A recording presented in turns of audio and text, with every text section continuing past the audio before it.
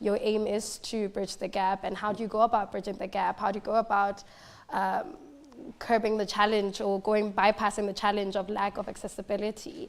Is it through events like this or beyond events like this? How do you intentionally ensure that you bridge the gap? Thank you for that question.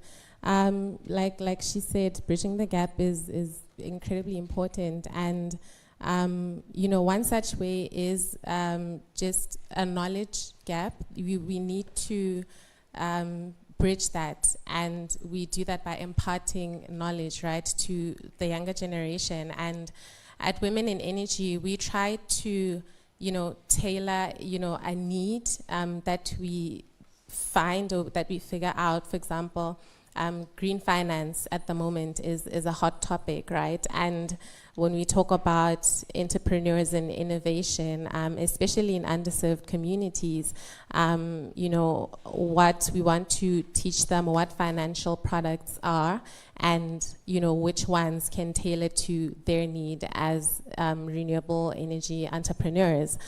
So we're working on specific conversations, green financing, whether it's carbon markets, which is evolving in the energy industry at the moment, or just entrepreneurship and innovation, just having these tailored intimate discussions with groups of women to teach them, because education is a powerful tool, and once what financial product serves you, for example, you're able to approach that financial institution knowing exactly what you want and what will cater to you, and the person on the other end of the table won't shove something down you that you won't be able to maintain or sustain in the long term. So that's just some of the ways. We also do encourage participating in events such as these. There's, like Tapoka mentioned, a lot of organizations that are currently talking about renewable energy, sustainability, ESG. There's Solar Industry Association Botswana, there's Botswana Women in Construction, there's Women in Mining, Women in Energy. These organizations are there, and they're waiting for young girls and students and early career professionals to join such networks, because they also bring fresh perspective to these conversations, and that's where also peer-driven mentorship plays a role, because young people, we relate with each other quite well, and we can hold each other accountable in that regard, and just, sharing our experiences, one woman is in mining, the other is in energy, different environments, quite similar, or geological and energy, and we just talk about how your experience is where you work, and I share my experience, and we realize that there are commonalities, so it's not just me, I'm not the only one who's working in a field where I'm the only female, and now I don't know how to navigate this. Maybe she's gone through that and she knows how to, and I can also learn from her. So I think peer-driven mentorship is also important in that aspect. So just having these communities where we encourage dialogue in this regard can help bridge that gap. Mr. Baga, I saw you nodding vigorously when she was talking about male-dominated fields. And my question to you then is based on the fact that you're in a very field-based industry. And like Meruda was just saying now, there's a lot of women in organizations, committees, women in engineering, Roundtable now. But how do we then transition from just conversation to practicality? So my question then for you is, how do we intentionally embed mentorship in industries such as yours? Thank you for the question. So I personally think just not for the women in the industry already, just the women that are actually just entering into the industry, let's say the ones that started, for example, their first year. I think it's important that us women who are already in the industry maybe sort of like give an opportunity or approach universities to offer a platform where we discuss our experiences in the industry, because then it will bridge a gap where somebody would then understand what to expect, how they can position themselves, because there are industrial attachments that usually universities would also offer. So it just us giving information to the ones that are just starting in university, though it would actually prepare them to position themselves in a way that when they get to their industrial attachments, they would understand what they need to do, how they need to position themselves, who they can approach. If it's me, they find me in the industry, I'll also, you know, sort of like drop the ladder down for them also, and open opportunities for them. And then if somebody approaches me then, and I know there's an opportunity, we speak, and there's an opportunity where they can fit in, I can also offer that. Because for the most part, I think sometimes mentees really do approach us as people to say, okay, hey, can you mentor me? But then it's a matter of how the mentor also positions themselves in a way that they can be able to assist. So also offering your help as somebody who's already been in the industry is very crucial. It would also then help build confidence for the young one, and then see how they can position themselves, and then also sort of like make them understand that, you know, it's okay to ask for help, and then there's somebody out there who's always going to be willing to help. So I think doing that, because also even when I went into the industry, there were a few women that were not just basically within my industry, but they've been in the mining sector, and it was a matter of just asking them, hey, how did you navigate this? It's a challenge that is outside my role, but I wanted to understand how they sort of like did what they did, how the challenges they encountered, how they navigated them. And it kind of gave me an insight also of what to expect. And also the men are also always willing to help. They normally extend themselves to, you know, give us guidance in terms of how we can navigate the industry. It's not just the women, it's also the men that we meet that would also help us in terms of, because they've seen how we struggle. They understand how the industry can be tough for us. So they would also give us advice in terms of how we can navigate that. So yeah, thanks. Memo Apedi, you're in a very senior role in government. And in the beginning, you had mentioned how there was no actual system of mentorship. And I want to know, in your current experience now and what you're observing, not necessarily in your organization, but in your current assessment of how things are going, do you think there is a system in place for mentorship? Or do you see young women or just young engineers who are just getting into it, navigating it alone? In your very honest assessment. Yes, in my very honest opinion, we currently don't have any mentorship structures in our system. We also have fewer role models. So it means only a few at the upper posts are the ones who are doing it individually. So I may say we are navigating alone. But on the other hand, as we are growing up, we are trying to bridge that gap, that no mentorship gap, because we usually absorb the interns.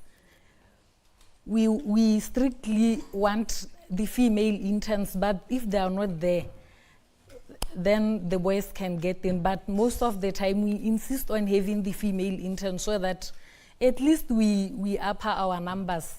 Like now in this department, in the engineering section, we are about 8, but only 15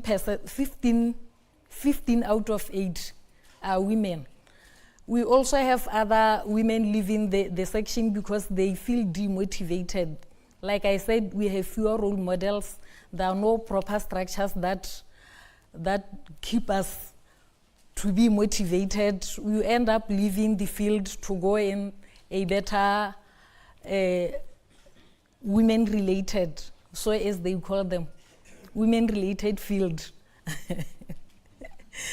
So, in my honest opinion, Tata, we don't have such structures. But I would also like to mention that I'm a former student of New Era College.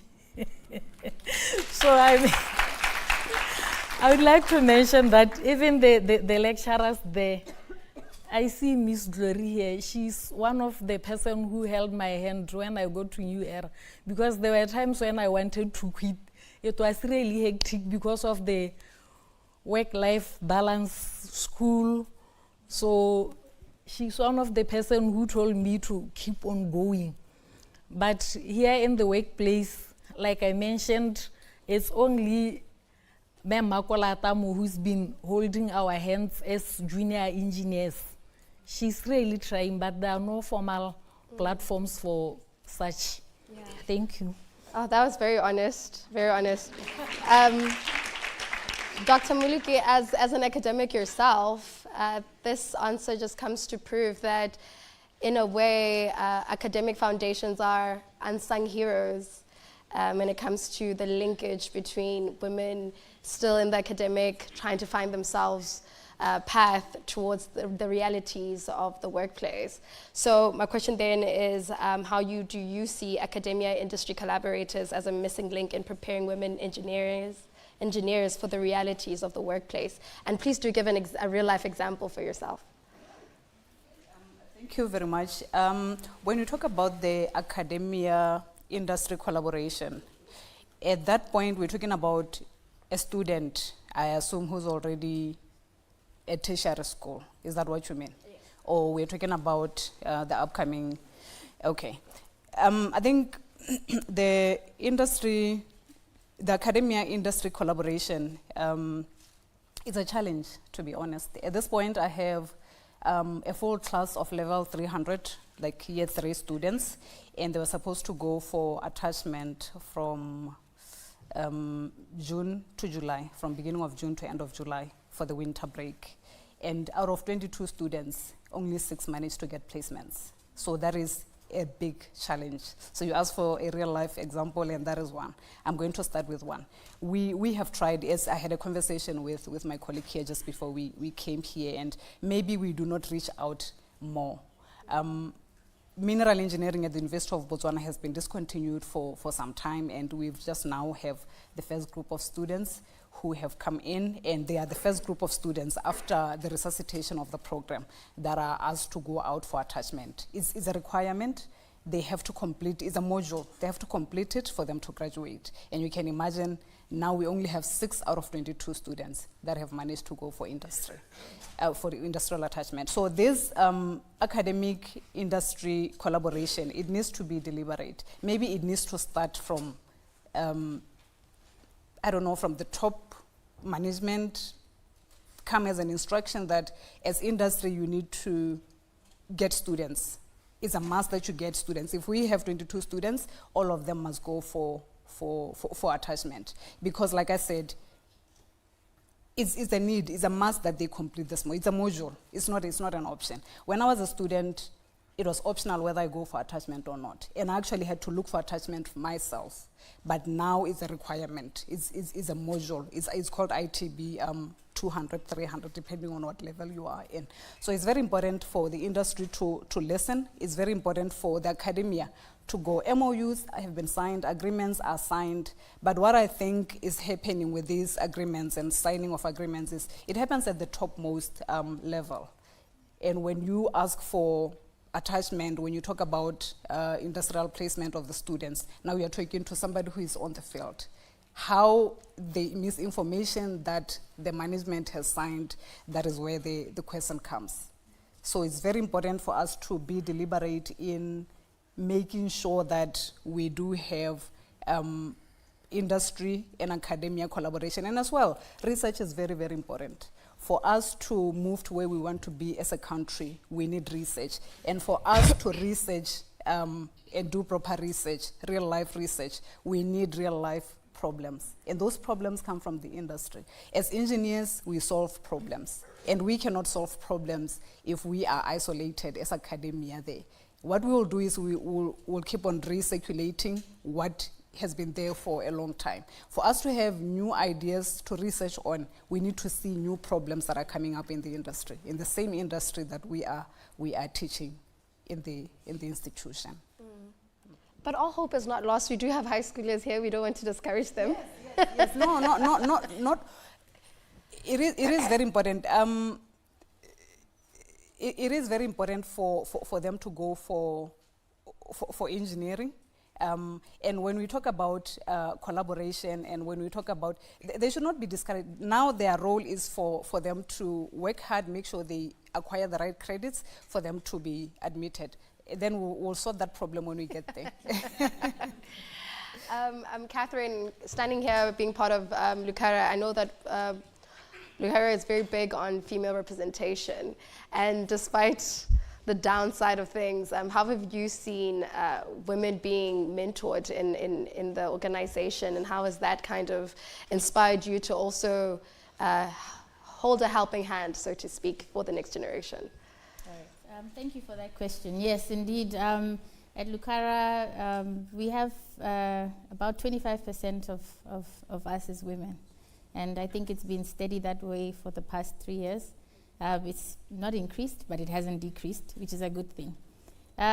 Within Lucara, I'll speak specifically for within the Karoo Diamond Mine. We're given opportunities to mentor. We're given the opportunity to learn through teaching, because we do get students from, most recently, Boost. We have them on an annual basis. We give them some projects. We are able to mentor them throughout their projects. So that gives you an opportunity to grow in terms of how you can become a mentor to somebody else. Also, through our training or HR department, we are also given opportunities to go through management development programs as middle management, even senior management goes through these programs. And some of the modules there are talking to leadership, talking to communication, how to motivate your team and push your team. That's giving you the skills to become a good mentor. Then on the other side of things, you also have a vast number of experienced managers and supervisors that have open door policies. We've got management, senior management that have worked in different areas and have the strong leadership skills. I'll give an example of our assistant general manager. He's a very active and motivational leader. He guides different departments, and you just see the way that he carries himself, the way that he can motivate a team, and you just want to also be a part of that. And he has an open door policy such that you can go to him and ask him to assist. It's not a lot of companies where you are able to interact with somebody at that level, if I should put it that way. So for that to be, for there to be that within Lucara, I think it's really impacted most of us positively. And also just within just the female side of things, we've got a lot of women that are at my level and just slightly above me in leadership roles, and we are able to support each other in the social aspect of things. You know, you have your challenges as a woman, and to be able to go to another woman and speak about something that you've been challenged with and get some positive feedback or some harsh truths, you know, at times it really, really helps. So I believe Lucara has the beginnings of a good mentorship program, and it exists within the company. And yes, thank you. All right, thanks. And Meruda, could you just, I mean, I'd really like us to really cement, to just kind of linger on the conversation of strengthening the pipeline between academia or the classroom to the realities of the workplace, because I'm sure you know, what you learned in class is great until you actually get into the workplace, and the challenges are quite different. And so what do you think, or what models do you think can help to ease the transition from academia to the industry for young professionals? Well, firstly, I think it would be very impactful and important to introduce mentorship at an early level, and a foundational level, you know, where, for example, second year, right, of engineering. We do engineering for 5 years. I did it at Boost for 5 years. I think UB should be the same. But your second year is where you complete your foundational years, and now you transition into specific discipline. And I think this is a critical time that industry leaders and professionals, you know, men and women, can come in and just, you know, give real life talk about what the industry looks like and what it entails. And this more so to encourage them and not to discourage them, because yes, it is a tough talk, especially for women. You know, what do I say when I come in and I've been the only female at my workplace for 3 years? You know, what do I say to the younger audience? I don't want to discourage them, but I need to tell them that, you know, I've walked that and I'm still here, and it is possible and you can do it, you know, through support, obviously, you know, where you get your support, or through mentorship systems. So I think it's critical to, as industry, as corporate, as public, as civil society, to just come in maybe at that critical year, and also just to embed mentorship somehow in the curriculum, because beyond mentorship, you know, it births leadership and, you know, personal development skills. And these are the skills that you need to just succeed or to advance in engineering. You know, from mentorship and leadership skills, you gain, you know, time management skills, you gain discipline, you know, how to be disciplined. And these are critical in advancing in your journey. So I think, you know, just as, you know, engineering is technical, but we do courses in project management, you know, business-related courses. So just as business is incorporated in engineering, maybe we can also incorporate aspects of mentorship in the curriculum at an early stage, just to retain students and inspire them into getting into STEM careers. All right, thank you. Memopedi, you had mentioned that you're a former student, an alumni rather, of New Era College, and I'd really like to have you kind of circle into what your experience was like being mentored. Maybe then you didn't think it was mentorship, you just saw it as a woman who was helping you. But New Era College is quite intentional about women in leadership, especially within this industry. I think all our engineering school heads are women. And I'd love to know from your perspective, just as a young student then, and having someone hold your hand, and someone who looks like you, who's a woman like you, and is as soft and gentle as a woman is, how had that experience kind of helped shape your perspective getting into the industry? Thank you for the question, Profa. That experience has taught me that there are women out there who care. Say that again, because people think that women are catty. Is that true or not? And they think that and I think it's a Western mentality based on the media. I heard that, yeah, thank you. And the reason I'm just placing emphasis on this is because traditionally, as people, as Africans, as Botswana, we hold each other's hands. And yes, there may be a few of those who deter and are a bit catty and are a bit vindictive. Generally, it's a woman's nature to help another woman get along in the path. So thank you for saying that. But yes, please clap hands for her for saying that, actually. Yes, please proceed. But there are also women who can tear you apart. When I first got to New Era College, there were some women who were in different departments who were like, you are too old to come back to school. Why don't you just go and, you see? But on the other hand, there were others who we keep holding our hands. Yeah. So it really shows that you can't really say you can rely on a woman because she's a woman. It's not guaranteed that she's going to she's going to mentor you or to hold your hand. Some go behind our backs and do the unthinkable. So Even men do this, it's okay. So I'm really grateful for those few women who've held my hand. So what was the question again?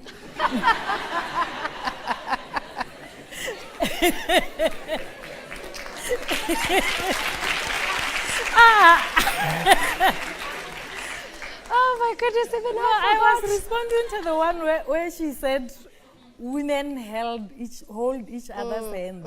So I was trying to make it a point that not all women do that to others. So there are So do you think that it's important, especially, we need to be accountable as human beings to ensure that we create space for the next person? Is that what you're saying? yes. Yeah. And what are you doing now to help the next woman? Right now I have a few female interns.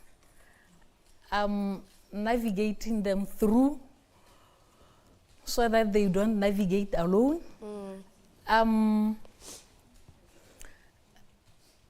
I will also put it as a proposal to our superiors that maybe they make time for us. Yeah. Make time for us in terms of capacity building, maybe, so that after training they don't leave the field to go somewhere else. Yeah. Thank you so much for that. Dr. Muluki, so in Ethiopia, there's a program called campaign called Girls Can Code. And it's an interesting campaign because it's the Ministry of Education that's collaborated with Microsoft to ensure that they provide technical and all sorts of and training, mentorship from professionals across borders. And I'm curious, is that something that you think Botswana should look into employing, or just kind of having a flagship campaign of sorts? Because you can't do it alone. I'm sure there's you and maybe 5 other people that are trying to mentor others. And you did mention collaboration, but again, it's not just individuals. It needs government level stakeholders. We need to engage, your Microsoft and other engineering organizations as well. So do you think this is something Botswana should look into in terms of practicalizing mentorship? Yes, mentorship is a bit of a challenge in that, first of all, you need somebody you look up to mentor you. Mentorship, I don't think you can put on paper that this is 1, 2, 3 things that should happen. Why? Because traditionally, or conventionally, how mentorship happens is a mentee comes to the mentor to say, you are here, I've seen that you got to that place, can you help me navigate, as my colleagues, as my panelists have been saying. It's really difficult to say, give me 5 girls and I'll mentor them. Yeah. I know we can do mentorship, but I feel like it has different levels and different classes. Right now we are here, we can talk mentorship maybe to high school students to say, come and do engineering. It is possible. That is why we are all here and we are all engineers and we are all leaders in engineering. It is possible. But then there's also mentorship where now I am an individual and I need to go higher. How do I get there? Okay. So really to define mentorship and put it in a syllabus is going to be challenging because it depends on what journey I want to take, which route I want to take to get to where I want. Who do I look up to? So yes, we can have, I've seen places or organizations where it is a requirement. When you have interns or when you have your juniors, it's a must that you hold their hand. But like I said, and I'll keep emphasizing this point, it depends on where the mentee wants to go. So we can set up all these platforms, we can have all these opportunities where young girls or young boys come and then they ask all that they need to ask. But for you to get to that fine point, to that one particular point that you want, you need to be walking that path alone. For you to be walking it as a group is going to be difficult. Yeah. You know? Yeah, That's my opinion. Yeah. Mentorship is very important. Everyone needs a mentor, even the highest person, you know. But for us to get a group and say, let's walk, let's go there, because each individual is made differently and each individual has their own destiny. So that's my opinion about that. Yeah, I hope we're all thinking of questions or comments that we'll give in the next few minutes. In about 20 minutes, we'll have a nice Q&A. So it'd be great to have your participation. I'm sure you're not just here to just listen, but to also engage. Taboka, you know, the question that the statement that Dr. Muliki made, that mentorship is not a one-size-fits-all system. And especially if we're looking at trying to institutionalize mentorship and not just make it an afterthought, like I said in the beginning, how do you think we can look into accommodating the different needs of various graduates, mid-career professionals? And you can also maybe look into your journey as well and how you were able to navigate, because just like Dr. Muliki had said, you can't expect to be led if you can't lead yourself. Yeah, I think I'd really like to echo what she said. Mentorship cannot be a one-size-fits-all kind of approach, particularly at the lower levels or the younger levels. In high school, in university, you as an individual are still trying to figure out where your path is, where you fall.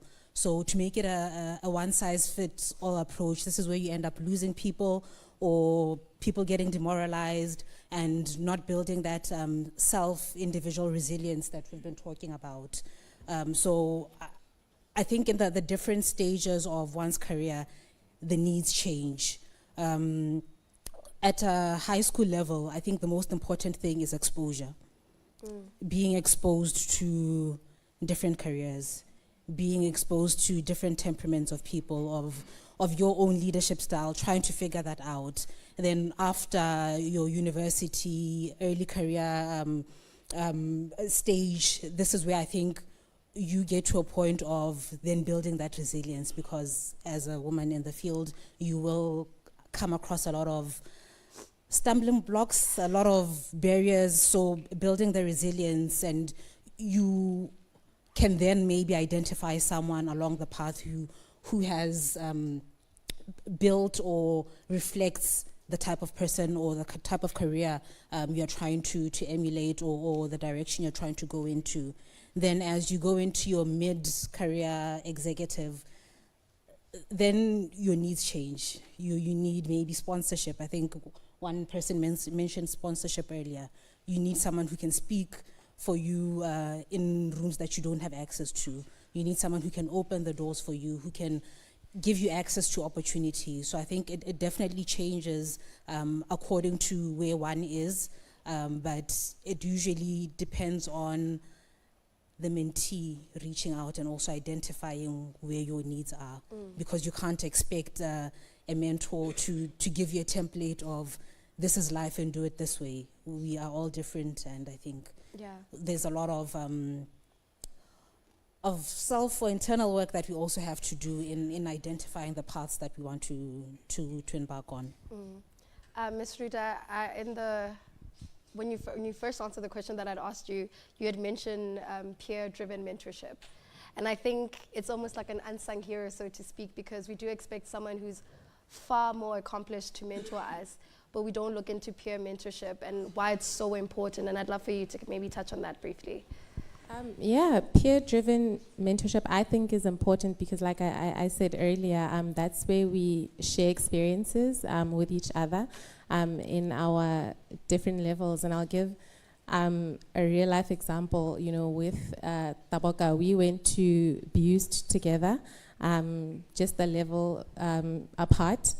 But, you know, with, you know, her advancement in the energy sector, she's able to, she was able to give me opportunity as well, and I'm very thankful for that. She gave me an opportunity where I was an on-site works manager for a 0.5 megawatt solar plant facility in Gaborone, and I got that from my peer as a recommendation, and beyond that recommendation, I have to work hard and earn that as well, and prove myself, just to do my part as well. So even after our mentors or our peers, even after we share experiences, we need to drive from that and see how we play our part.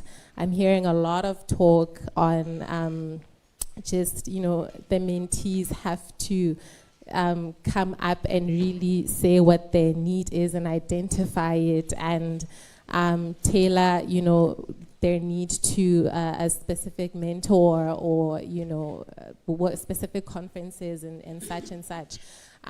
So yeah, I think mentees have a job to do, and it comes with building or identifying your professional identity as well.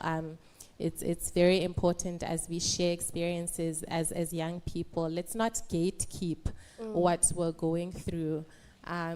It gives comfort to know that my peer is going through something similar to what I am going through, and it gives me confidence to be able to push forth and overcome this challenge that is before me. We're also able to hold each other accountable. Accountability is imperative in any journey.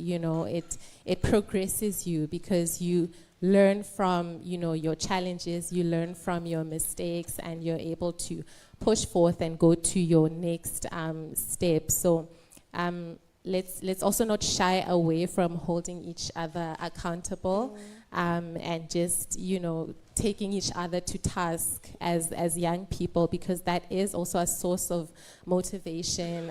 That is someone who's believing in you to say, you can take up this role, you can take it up and you can do it successfully, just like the example that I've given with Ms. Taboka. Yeah. A round of applause for Taboka, actually. Sabaga, and I'd love for you, Catherine, to answer this question as well. So Sabaga, we'll start with you. What does a thriving mentorship network look like in Botswana? Is it an institutionalized? Is it a campaign? Is it something that is funded? What does that look like for you?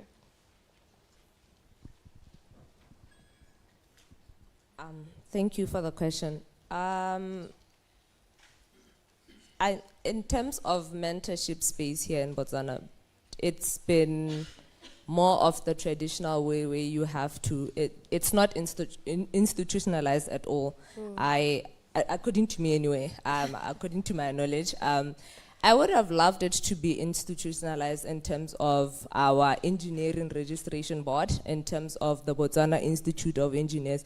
It would be nice to have a platform where sort of like it's embedded into that system, just like how it's happening in South Africa. It would be nice to see it happening here also in Botswana, that it should be institutionalized in those engineering boards, so that as a person like Taboka mentioned, you get to different stages in your career where you need a certain type of mentor.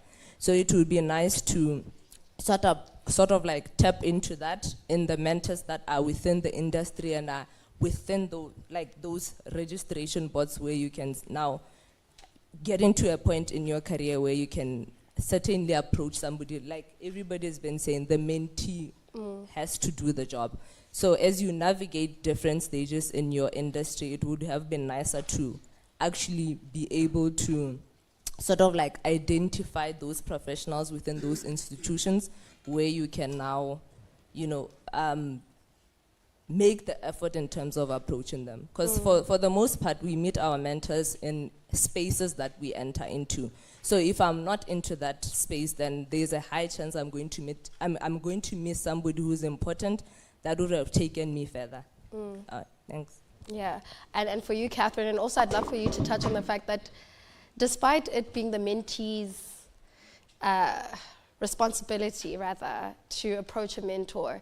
Is it not also a mentor's responsibility? I think it's a two-way street. I think it's unfair to expect someone who gets into a field they are very unfamiliar with and just go, well, I went through this path, I struggled, guess you're going to have to struggle as well, and I don't think that's fair.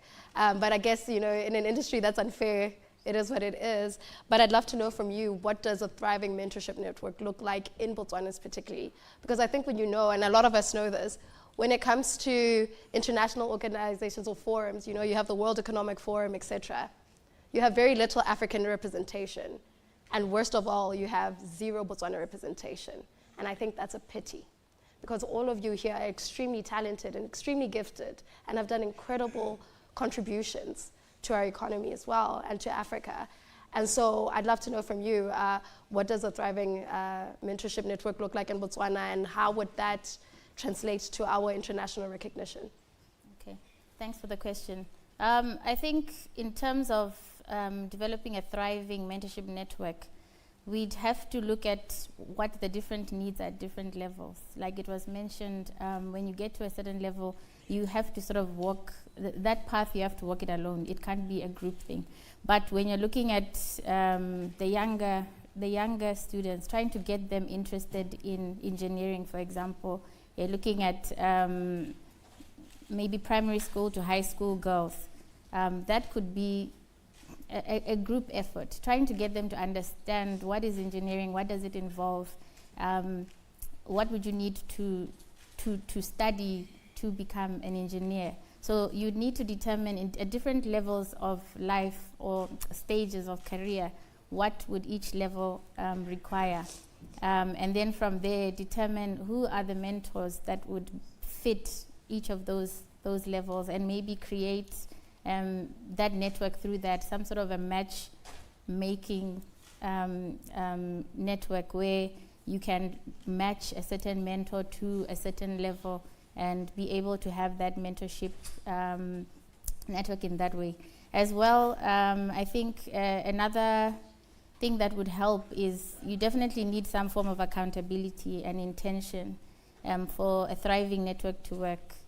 People need to have measurable goals, a target that they're looking at reaching. Is it the number of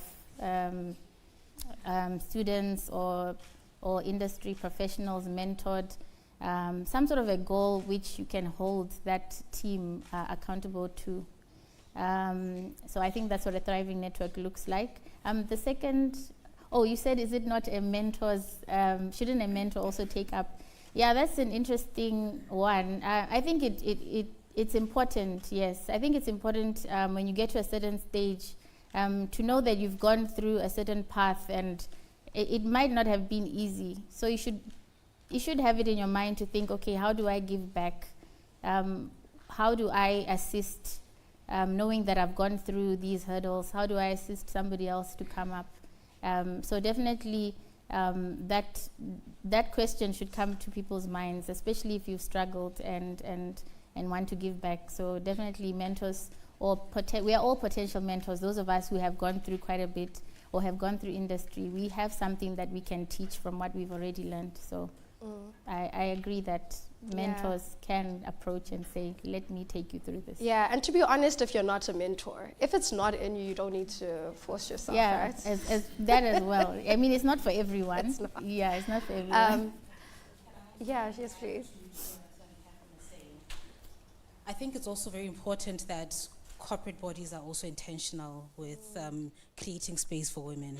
It's one thing to sit here and advocate for more women to be in the industry, more women to become engineers, and then you get to industry and people are like, oh, no, we didn't know you're a woman. Sorry, we'll call the next person for the interview simply because you're a woman. So I think it's important that corporate bodies are intentional about increasing the female representation in their companies, because it's quite sad to have let's say an engineering class of 35 people, 5 of them are women. All the men easily get hired, and the women, every time you get an interview call, or you don't even get them because people are saying, but it's a woman. Will she be able to be resilient in the workforce? So it's It's the mentees or the younger women. Yeah. It's the mentors giving back or trying to handhold their hand, but it's also the corporate bodies opening space and Yeah. being intentional about bringing women into the workforce. Yeah, absolutely brilliant. We're about to get into a Q&A just now, but I just have one more question for you, Dr. Muliki. What would you implore the stakeholders here? What action would you implore them to take from here? You did mention that it's very difficult to get your students into internships program, and I think it's such a pity, like you're saying, and there's only so much you can do. But what would be your request now for the stakeholders here? Thank you very much. I guess what I can say to the stakeholders here is let's have platforms for mentorship. I know I said it's an individual journey, but let's have where, especially the girls that are coming up. I spoke to a few people before I came to this panel discussion and just wanting to understand, because especially the teachers, I spoke to 2 or 3 teachers that are still at primary and junior school.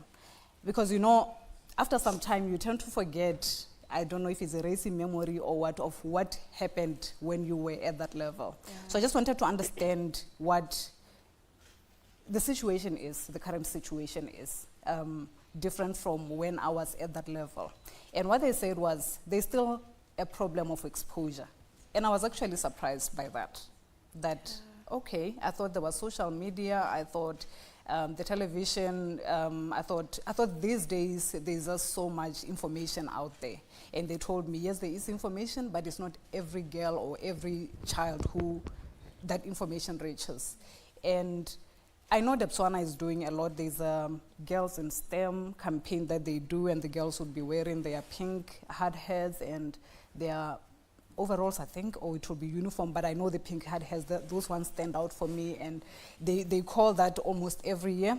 And that is to say, all the other stakeholders that are here, let's copy or do what Botswana is doing, call young people, have them, let's go to the rural places, let's talk about all this that is available to them, because here in Gaborone, yes, our kids are exposed, but deep in rural areas, that's where we need to reach. So let's have these campaigns, let's have these programs to inspire young, not only girls, but young boys as well, because what I've also picked is we are empowering girls a lot.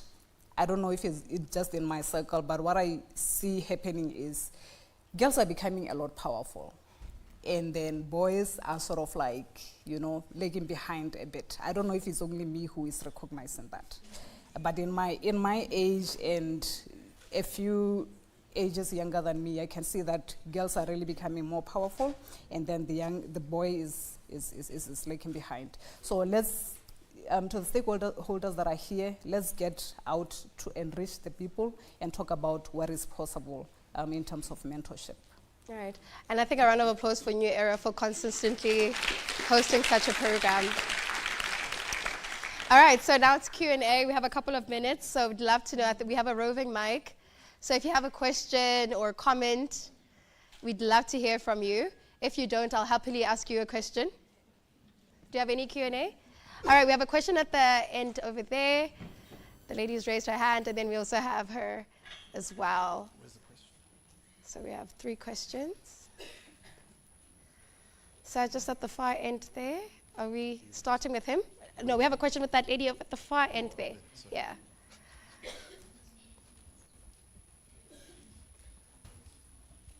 Please introduce yourself and what you do, and then ask your question. Thank you very much. I'm glad you decided to say the lady there. Yes, the gentleman. got you.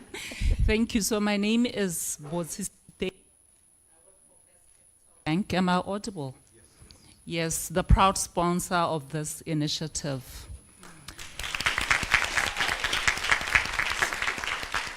So when it gets to mentorship, I've been fortunate to have worked for organizations that have mentorship programs, including First Capital Bank. It has that. So, and we do promote young girls. We have graduate trainees as well. So coming back to me, so my mentor once said to me, nobody is coming to save you. And that really stuck with me. It was actually a career defining moment for me, because after that, it caused a shift in my career path. Happy to say it even got me to a point where I got an award, a group award, for an organization that I was working for. So putting it out there, specifically to you, Dr. Muluki, what do you think for you was a career-defining moment? Thank you.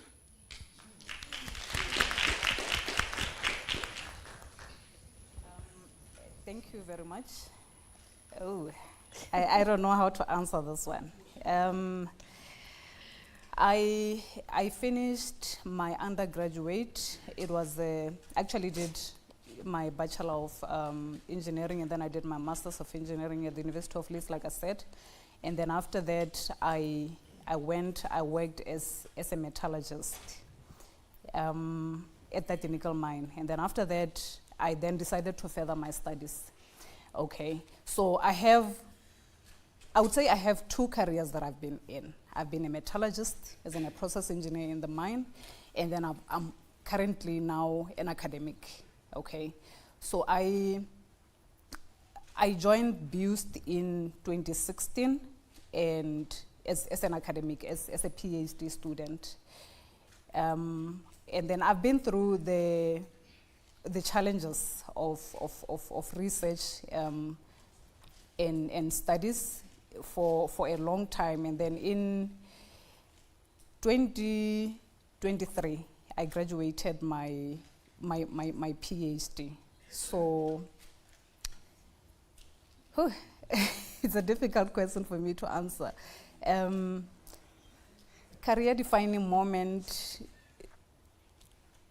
I don't know, can we rephrase it maybe? Is there a key moment that you're like, Yeah. actually this helped you, whether you were young, Yeah. still university, in the UK, whether positive or negative? Because I mean, I can imagine hearing the words, no one is coming to save you. I'm glad you took it positively, but I think I'd die. But for you, is there like a particular moment that you reflect, or was it a series of moments that kind of led you to where you are now? Yeah, I think, Helen, naturally I like to impart information. I naturally am a mentor. I do actually have several mentees that I'm currently mentoring. So for me to make a decision to leave process engineering to academics, I knew, because I had experienced what I had went to train for my undergraduate. So then I decided, okay, I've seen what this is, but it's kind of becoming monotonous for me. You know, you run the same equipment every day, but what can I do to make sure that what I do is a lot more interesting than what I do currently? And research for me was the answer to that question. Yeah. Yeah, absolutely brilliant. And congratulations on your award, by the way. And we had another question. I remember you were a panelist last year. Yes, over there. Could you stand, possibly? Yes, please introduce yourself. She was a speaker last year, an incredible panelist. Yeah, please your name and what it is that you do, and a question to our panel. Am I audible? Okay, there we go. Hi, everybody. My name is Karen Gibson. I'm the chairperson of the Solar Industry Association of Botswana. I'm also a project partner on the Soul Train project and one of the core team members on the gender and diversity work package that we run in SADC. Mine is more about sharing opportunities, maybe, and also to find out from the speakers about maybe opportunities that they have to share. So we have monthly meetup sessions that we started with the Soul Train program as a response to some of the barriers and challenges that women have. And we have a monthly meetup this week, Thursday, where actually one of our male gender managers is speaking about how to navigate the workspace as a female from kind of the male perspective and the female power factor. So we'd love to have you on that session. We also have a webinar on the 2nd of July that we'll be hosting to have these discussions. And the reason that I'm sharing all of this with you is actually because as this program was developed, the Soul Train Plus project, it was actually through a mentorship that I did with GWNet. They also have a current opportunity running in Botswana in mentorship. Oh, what's GWNet? It's a global women's network, and you can find out about the opportunities on SACRI, Southern African Centre for Renewable Energy and Energy Efficiency. It's around renewable energy, but there's an opportunity running to join mentorship programs through that. And as some advice as well, I would recommend maybe teaming up with... No. Sorry. Yeah, so teaming up with GWNet in any of the work that you're doing and looking at developing programs with them, because they're always open to that. And just... Sorry. I have a lot of information to share, maybe.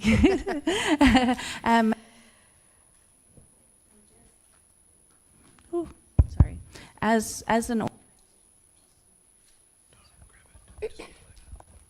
Hello? Thank you. Josi was giving some mentorship there from his earlier experience. So as a project, the Soul Train project, we actually realized that there were some challenges with mentorship. So we started peer-to-peer mentorship cross-country, and we actually structured it ourselves and did a questionnaire and found out about everybody's strengths and weaknesses, and then we did a matching process. And I think any company, any organization, any school can do that themselves, and you can find someone who will impart information. And even from the younger generation, for us, you have a lot of information to share. Honestly, we don't know how to navigate social media. So actually, that would be my question. Does the panel have any advice on how to utilize technology in the mentorship space, and also how that can work? Do they have any experience in that? So, and the opportunities that might be available. Thank you. Any opportunities? Any opportunities, Alukara, that you'd like to share with us? Any opportunities, like she had mentioned, women in energy? Yeah, I'll share. But before that, I'll speak to the social media challenge. I think that's where also cross-generational mentorship comes in. You did mention that the older generations have a lot to learn from the younger ones. So this is an opportunity for the students in the room, the younger ones, the big corporates are trying to navigate the ever-evolving world of AI and digital literacy. And this is where, with your fresh perspectives, you can come in and share that knowledge and impart that knowledge with the seasoned professionals. And in terms of opportunities at Women in Energy, and this is more to the stakeholders and the industry leaders in the room, for the past 2 years we've been involved in a program with the university that we went to. It's called Girls Excelling in Math and Science. And it's a week-long engagement of activities, and Women in Energy has been coming in as sort of with that mentorship factor, just delivering motivational talk. And we are embarking on just trying to develop that further and scale it up, because it has been in one part of the country. But we believe that, mentorship should be all-inclusive, and it should reach the rural and underserved communities.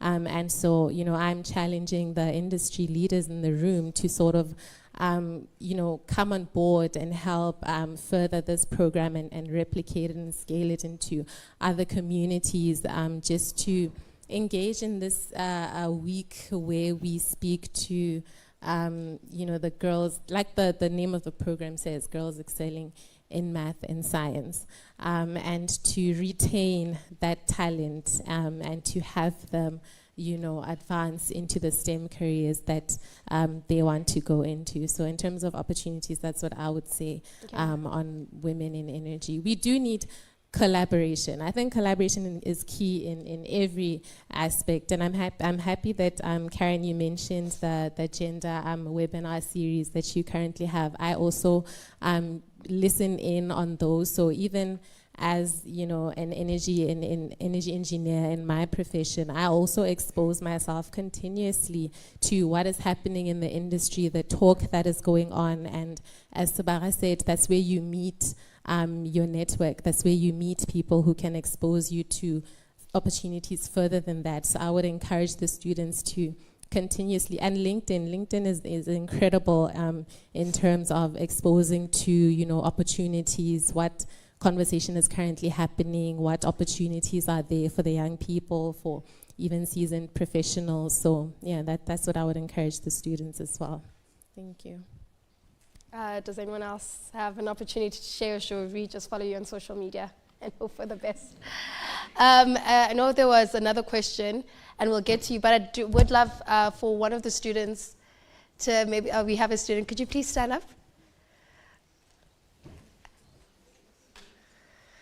All right, she's very ready. I think, Khosi, your age is starting to be exposed now, eh?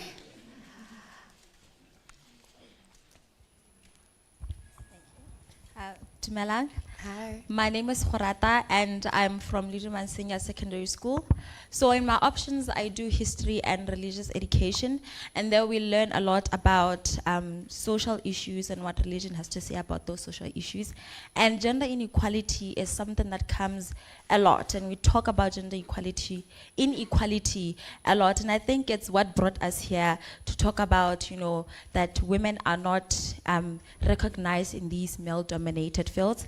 And I've come to the realization that it's what society has labeled women to be. It's not like we don't want to be in STEM, but it's just how society has made things to be that it shouldn't be normal to see a woman excelling and doing well in these male-dominated fields.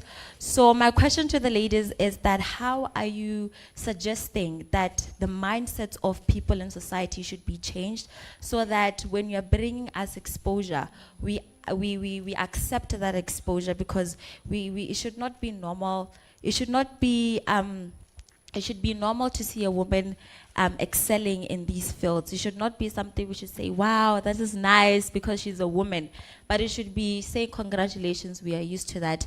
And I think we're going towards that. But for us to get to that, we need to just change the mindset of women so that we can embrace these opportunities.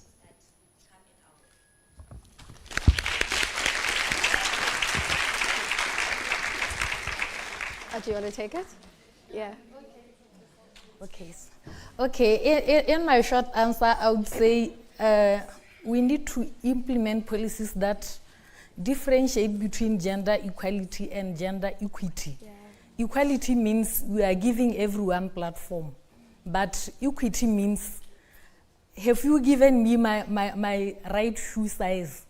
So in that case, we have to look at how those girls actually, I don't know how to say it, but I think, like I said in my short answer, difference between gender equality and gender equity. Yeah, absolutely. And I think we can all agree we all have access. But then the question is it the type of access that you need? Like you were saying, it's not a one-size-fits-all. And I think especially when it comes to women, the exposure that we have is far different from, especially when you look at the way it's been historically, it's far different from it was for men, when women didn't necessarily go to school back in the day. It was the guys that went to school. And so there's a lot that we need to change. And thank you so much for your brilliant answer. I think New Era will happily give you a little package for that. Catherine, I think you wanted to answer? Yeah, I wanted to touch on what she said around how do we get to a point where when we see a woman in the engineering space, it's not a surprise to us, because we are quite far from that. So I think when we have events such as this, it's important that we see attendance from male students as well as females, because they'll be able to hear from women what we are going through or what we go through, to be able to to meet us or to understand us, so that when we now meet you or meet them in industry, they're able to also become part of the mentor journey, not just having women mentoring women, but we also need to have men mentoring men. And it'll start with men understanding what are our challenges, how can they be a part of the story, and then it becomes a norm and it becomes an open thing that women can do the sort of jobs that men have been historically doing. Yeah. Yeah. Thank you for that. I know there was a couple of other questions. Kwasi, I think you can see the hands, the front over there. I'll let you pick.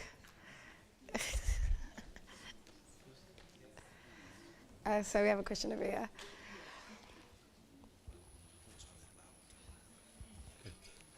Thank you very much. My name is Engineer Dennis Olaudze, registered at ERB. Also one of the sponsors, I must say.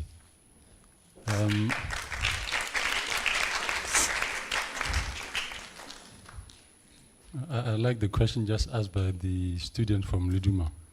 But I've got a question and a comment. The question is, last week there was the mining summit.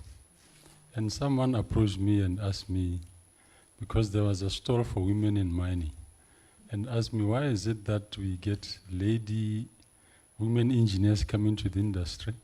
Then when we expect more from them, when they go up the ladder, when we expect them to take the last step, it's easy for them to retire and do something different from engineering. I want you to teach me what happens in their minds, such that when people are expecting more from them, say to take over at the reins, and then it's easy for them to quit and do something else.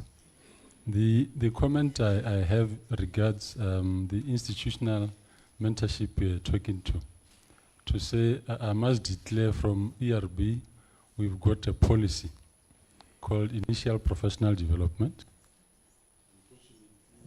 We are not the ones.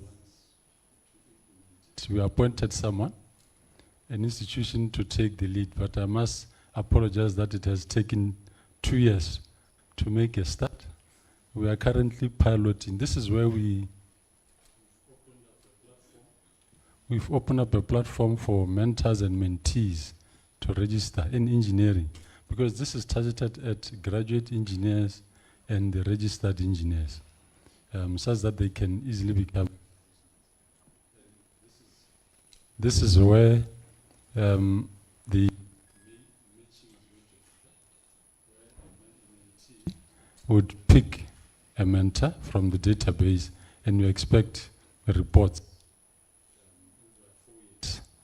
for a graduate, such that after the 4 years, you will be exempted from writing the reports, competency report that we require when you apply for professional. So that is in place, and I must say, implementation is lagging behind, but it's coming. So those are the comments from me. Thank you. I would like to know about the women who just decide to quit when we expect more from them. Dr. Muluki? Just start for that. I don't know if my mic is on. Is it on? Okay. Before I answer his, I wanted to pitch into her question to say, I feel like the first stage of mentorship is at home. So let's start teaching the culture that both genders can do anything, you know. A boy can go into the kitchen and cook and clean. A girl can go out and dig. I always tell people I was born from a household that was all ladies. So we had to do everything. Anything and everything that needed us in the household, we needed to do. Maybe that is why I am here, because I never saw a boy's job and then a girl's job. So maybe as parents as well, that is where we need to go in terms of parenting, and so that it's not a surprise, like she says, when a woman is succeeding in engineering field, to say, oh, look at her. You know, it should be, congratulations, you are doing good. Okay. Then to come to the registrar's question, I would say, Ghana as females, we have another job, and that comes naturally. We cannot avoid that. Okay, it depends. It's a personal choice. Do I want to continue with my career, or should I quit and now go and start a family? So that is my input in terms of that. But I've seen women who succeed and go up to the topmost on the ladder.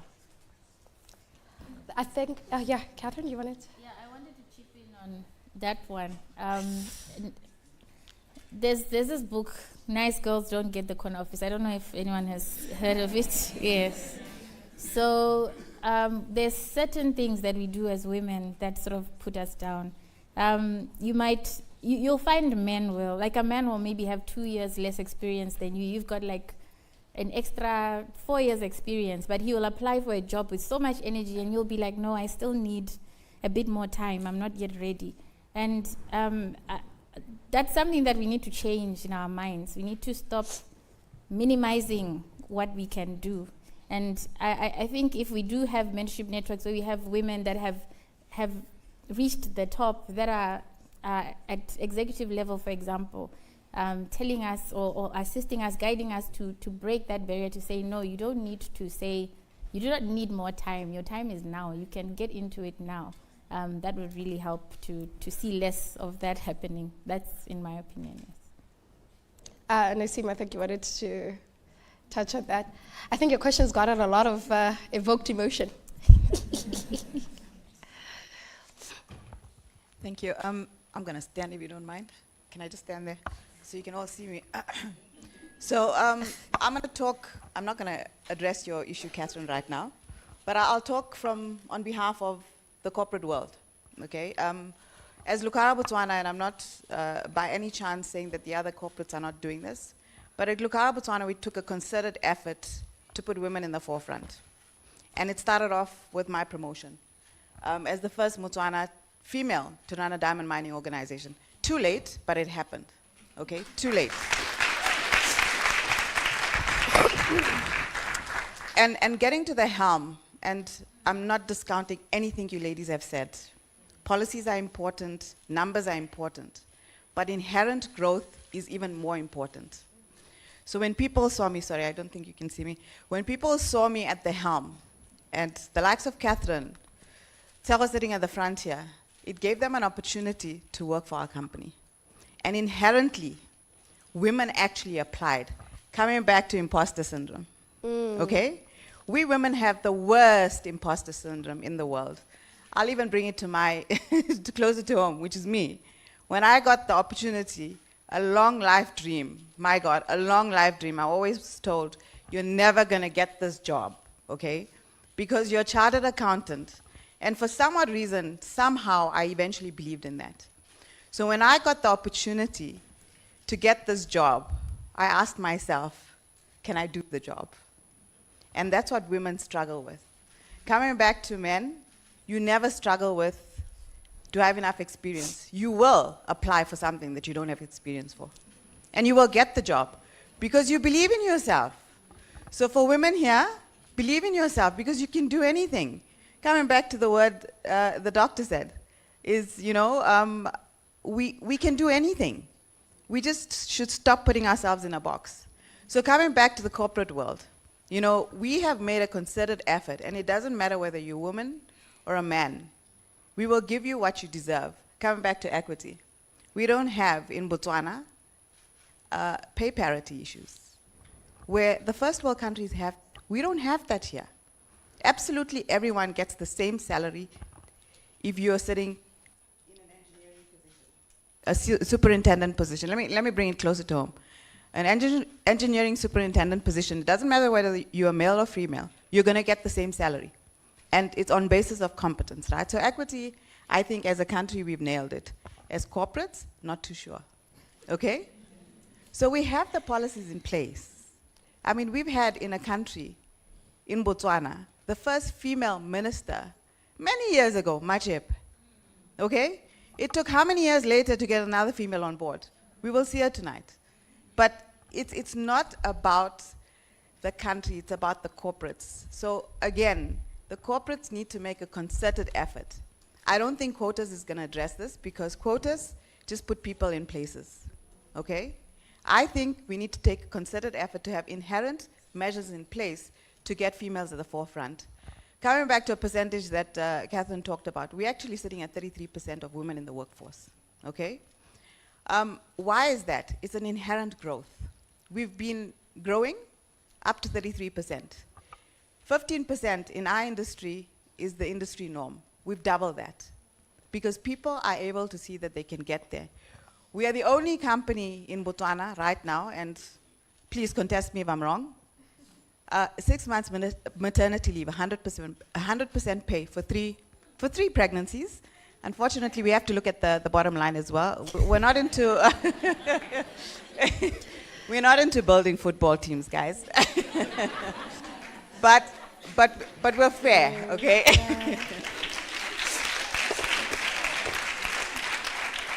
But on the same note, we haven't forgotten the men. We have paternity leave, okay? We have paternity leave, and I believe that we're not one of the first organizations to do that, but we give men enough days to be with their wife and kid as well, okay? For as long as it's not adopted and it's a biological child, we're happy to do that. You know, there's policies. Now we're talking about policies here. So there's a lot of things. There's a lot of support for women. But there's a lot of men that also raise children. So we support them too. So we're not forgetting about the men because they are progressive and they are in our lives. Because I've gotten to where I am because of the progressive men in this world. So I do believe that as a corporate, we have to take intentional steps. And it's not about policies. Policies have to be ethical. It's intentional steps to make these things happen. So I hope, I'm talking on behalf of corporate right now, and I'm hoping that for the young lady that raised the question, I can't see her now. Ah, there we go. Or the comment, very, very good comment. Society will be society. Coming back to the comments that have been made by all the women here, there shouldn't be a job for a female or a male in a family stance. We are raising progressive men in this audience here. They know they can go and wash the dishes and cook. And I can tell you my son cooks really well. I think he cooks better than my daughter. So I think we have taken steps as moms here to do that. So society is changing. Maybe not fast enough, but it is. And I think corporates need to accelerate what they're doing. Coming back to your question around why women leave the corporate world, is because that's the right thing to do. Because after the corporate world, it's about being self-sufficient. Yeah. Thank you.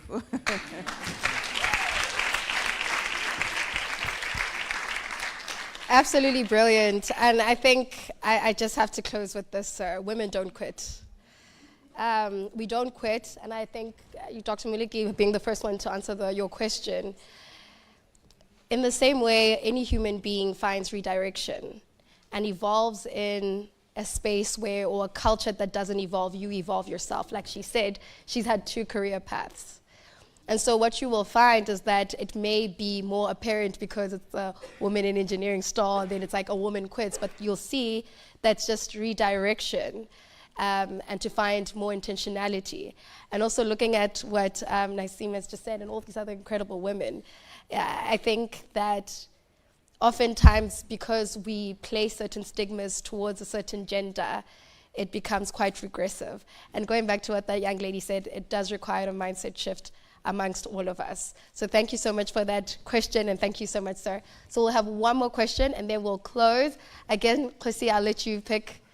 This is beyond me. This is beyond me now.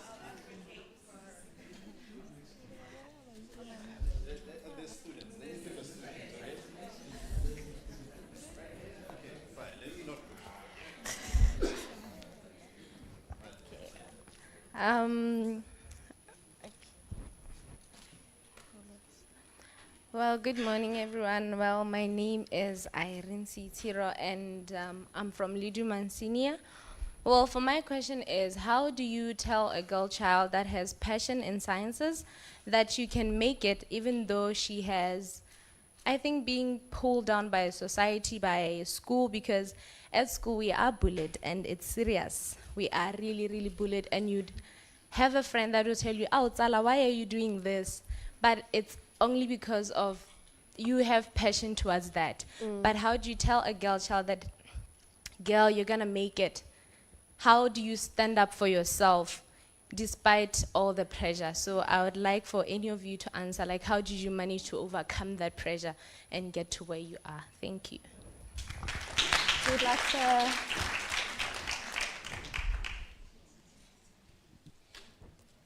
Well, maybe let me start with a background of, I also didn't really think of being an engineer ever. When I thought about the engineering profession, I was always like, it's for men. Yeah. But I loved sciences. I loved sciences. I think since probably standard 3, I knew that this is a career path that I wanted to do. And when you get exposed later on to engineering, still it was like, but people are now going to be asking me all the time, oh, you're an engineer, why? I'd say maybe don't mind what people say. Like, really discard what people say. If you enjoy it, you have to build that self-resilience in yourself to actually just go for it and ignore the voices. The voices will always be there. People will always have an opinion or something to say about anything. So ignore it and do what you love. Yeah. Or as the Gen Z would say, be delusional, be delulu. Yeah, be delulu. Be delulu. I think we can have... Delulu is the solulu. Yeah, delulu is the solulu. One more question, and then we'll close up. Oh, do you want to... Yes, please. Because it's very real, you know. She has mentioned resilient. Be resilient. Even where we are right now, we are being challenged. I remember... I'm called names. I'm called stubborn. I'm called all sorts of names. Yeah. But if you tell yourself, because there are systems in place that are going to support you, okay? Other things that are happening are informal and they do not matter. Please, they don't matter. You know, if somebody was telling you, I'm not going to accept you because you are a girl, and we're talking about on paper, that would be a main concern. So block all the noise that is there, okay? Be called stubborn, be called all sorts of names, but know what you want, stick to it, and then make sure that your eyes are on the ball. Because we all have been, I'm sure we can share all our stories here, you know. Even our superiors have called us names, but we stand and we say we are resilient and we're going to do this because this is what we chose to do, and this is what we want to do, and this is what we are going to do. Because one, and the other thing is, we come from a country that we should be thankful for, okay? Free education, free medical care, it supports women. You know, there are other countries where a girl child does not go to school because she's a girl, okay? So don't worry about what people say. People will always talk, okay? Just have your eyes on the ball.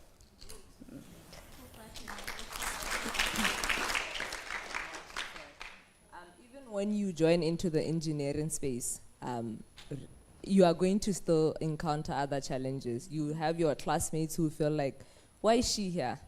You would have your teachers also feeling like, your lecturers actually now, it's in the university space, who feel like, why are you here? So you need to remember why you chose engineering and why you wanted to be there, and keep pushing, because you are going to actually get lashbacks. So you need to continue and always push and believe in yourself, because in the end, it's up to you.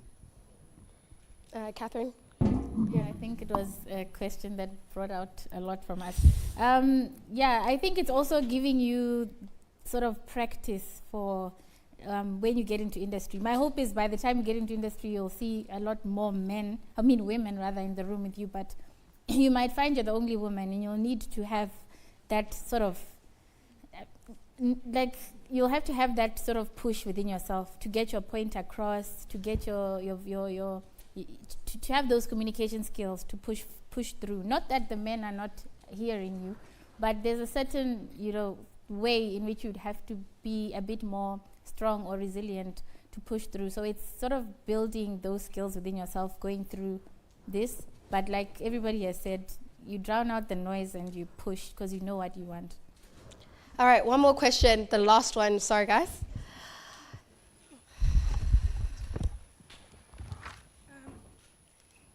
Good morning. My name is Leleti Cooper from JSS, Gaborone Senior Secondary School.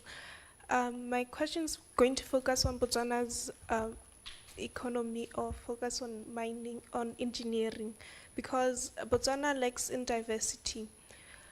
We mostly focus on mining engineering because of the diamonds that sponsor our economy, but other types of engineering are left out. I would like to know how we are going to face that problem so that other types of engineering as well have a representation in Botswana, so that students who want to study those types of engineering do not have to go abroad and study that type of engineering. May I please give the mic to my friend because she has something to add on to this.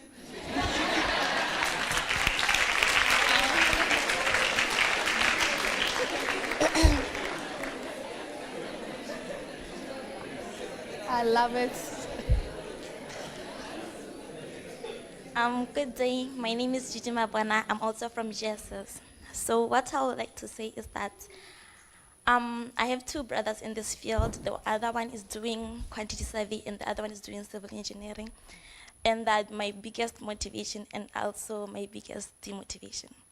Why? Is because my brother, the one that is doing civil engineering, despite being the male, the most favored gender in this field, he struggled to become where he is right now. So that demotivated me, being, how am I going to succeed if my brother struggles so much, despite being the most favored gender?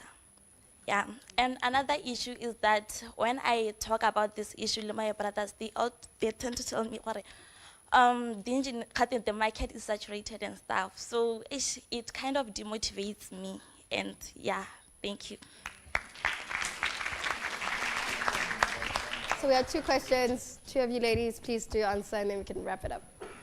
So with the first question of how do we diversify instead of just having one form of engineering or certain type of engineering that's offered in schools? Because I think the unfortunate part is that there's a lot of loss of talent when it comes to Botswana. And once they go overseas and they see the opportunities that are provided, they just kind of decide to stay there. So does one of you want to tackle that particular question? Yeah. I think because you want to go. It's fine. Okay. I think, for example, with me, I studied chemical engineering. So chemical engineering is processing engineering. It's any process from raw materials to finished product.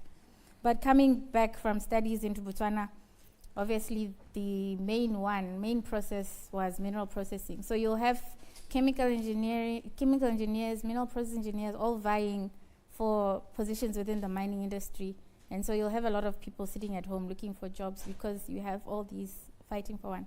I think we need to start moving towards, or seeing the country move towards other industries other than the mining industry, so that we can have space for other engineers to come through. Chemical engineers would be in industries, food industries, other industries, creating space for the actual mineral processing engineers. So I think that would help to debloat the situation. Right. I think just to quickly add on to that one, because you talked about mining engineering, I think the mining and mineral engineers actually are the most, I would say, saturated. Like she said, we don't have diversity. We are not industrialized. In other countries, chemical engineers would be at the plants producing different things, not fighting for positions in mineral engineering, like she's saying. So here, all process engineers, materials, chemical and metallurgical engineering, we all go to the mines. So contrary to what she said, other engineering fields like electrical, mechanical, and other fields have the opportunity to go to industry. Like we have construction engineers, they would be building roads, constructing all the buildings. Like they have different opportunities that they can go into. Electrical engineers, we have electrical engineers in the mine, and we can have them in all other industries that are in Botswana. So unlike mining and mineral engineering, like she asked, we tend to cramp up at the mines, unfortunately, at the moment. But we need to diversify. We need to build industry. We need to produce many other things for ourselves, like soap, all other things that we use in the house, all other things that we use on a daily basis. Yeah, absolutely brilliant. So we'll just close up this Q&A session. So sorry about this. But I'd like to close up and wrap it up. So all of you ladies came here with a certain intent when you came to the stage. And I'd like despite everything that you said, well, in addition rather to what you've all said, what is that one thing that you'd want our audience members to carry with them? So what intent do you want to kind of really ensure that everyone else knows? What was your intention when you came to this stage? And I want it to be your closing statement. Good 30 seconds, we wrap it up. I know we could just talk for hours. We'll start with you and then end with Catherine. Okay, so mine would be, it's possible, you can do it. This is basically just a quick background. So for me, I always like to say engineering chose me, because engineering, like Taboka said, wasn't my first choice. But then when I got into the industry, I had to learn to love it. And then in the midst of learning to love it, I realized that, you know what, I just didn't want engineering because of I had an imposter syndrome. So I can say to everybody, it's possible, you can do it, you just have to believe in yourself. Absolutely brilliant. Yeah, I think for me, in closing, I would say be resilient. I think all of us have talked to the challenges that we encounter in the industry. Be resilient and lean in. I think there's a book by Sheryl Sandberg on leaning in. When there's a seat in the boardroom that's free, I think us women tend to sit at the back or to quiet ourselves down. Sit in the front, talk, it doesn't matter. Like talk, just be resilient, show yourself, and people will always be there to support. Yeah. Yeah, I think if you really show yourself, you really try, you'll always have people who will handhold you and will take you along the path and give you access to opportunities. Thank you.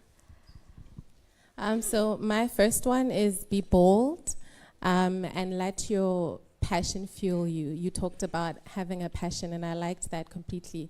Let your passion fuel you, because when you're encouraged, you still have your passion to lean into and to help you stay where you want to be. And two, be curious, right? Develop yourself professionally. Continuously do short online courses on career and professional development. I got into energy engineering because I was curious. And this was in 2012. And today, you know, we're looking at renewable energy to diversify the economy. So be curious and evolve with, you know, how the world is evolving, and just continuously capacitate yourself. There are a lot of free online courses on LinkedIn as well. Yeah. Okay, in Setswana we say, "Go ruta mosadi ke go ruta setšhaba." So I would like to tell you all that if we empower our girl children here, we are empowering a nation. We are looking out for all of your voices out there to make a difference to the engineering field. Thank you.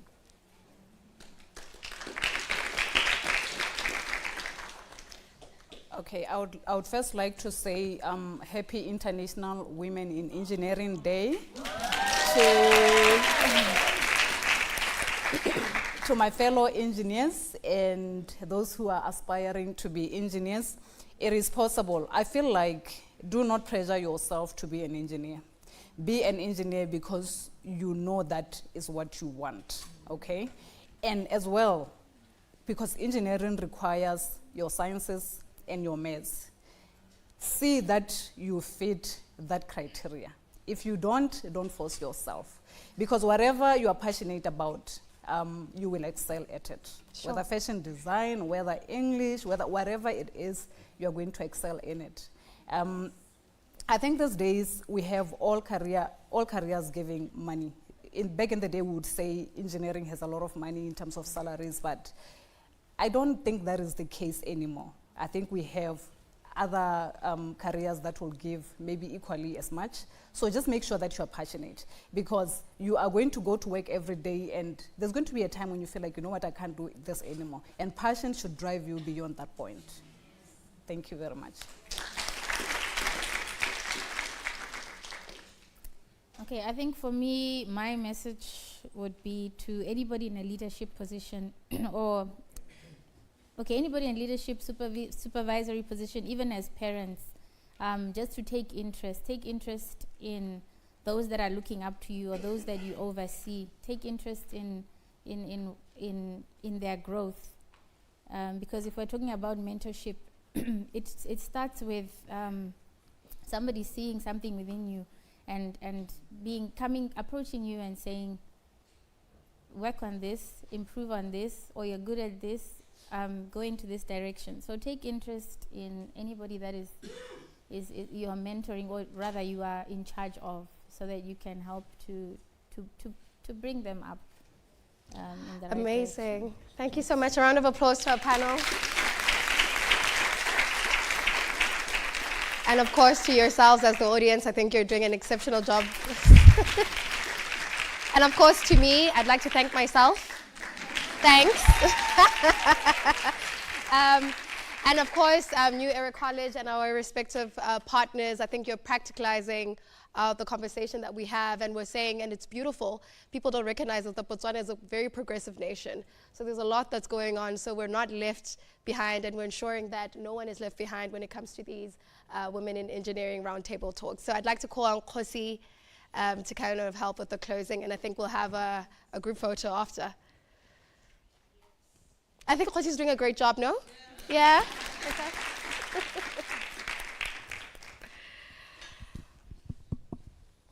Another round of applause for this amazing panel, ladies and gentlemen. Thank you so much for joining us on International Women in Engineering Day. And just to give us a vote of thanks, I'd like to call to the stage our Deputy Director of Marketing and Communications at New Era College, Ms. Dina Godrati. Please give her a round of applause.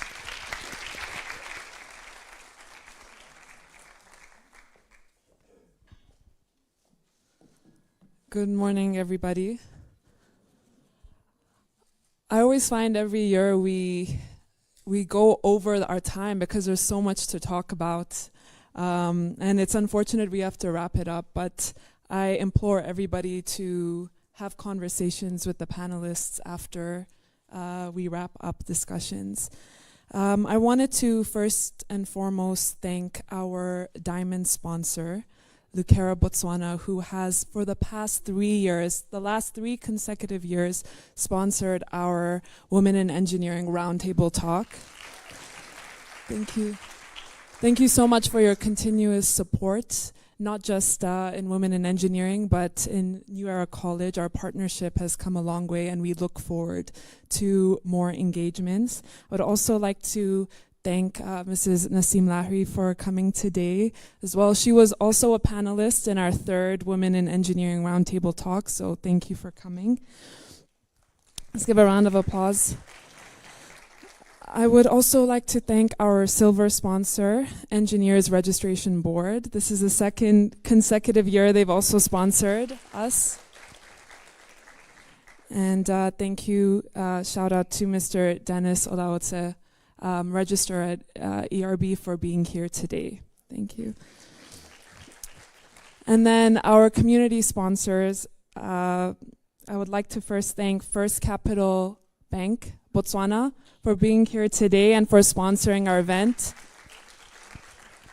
This is also the 2nd consecutive year they've sponsored us, so thank you. With all your help, we've been able to have this beautiful event today. I'd also like to thank Jindal Africa, who's also a community sponsor, Botswana Telecommunications Corporation, STEM Kits Botswana, and Ramotswa Unified School. Thank you so much for your support. I'd also like to thank our wonderful panelists. Your insights today has really helped us see some of the challenges, the gaps, and also where we can improve when it comes to mentorship. So I really appreciate, on behalf of New Era College, thank you for making time today, for being here. And our wonderful moderator, thank you so much. And to close, I would also like to thank members of media for being present today, members of New Era College faculty and staff, thank you. Our lovely audience, and also our audience from secondary schools and New Era College. Thank you for being here today. Thank you.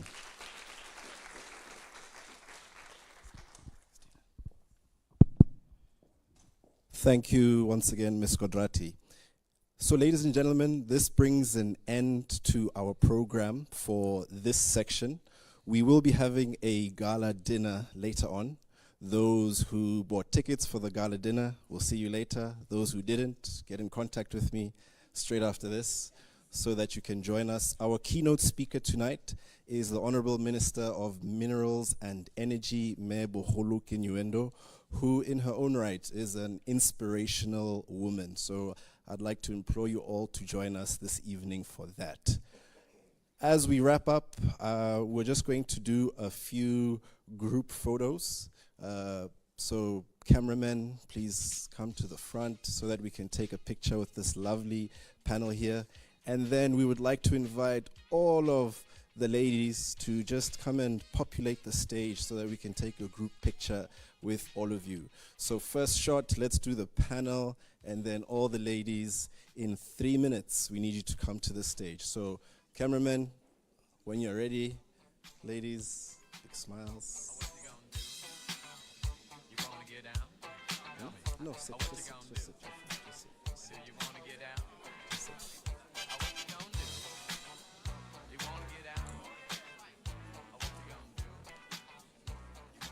Okay.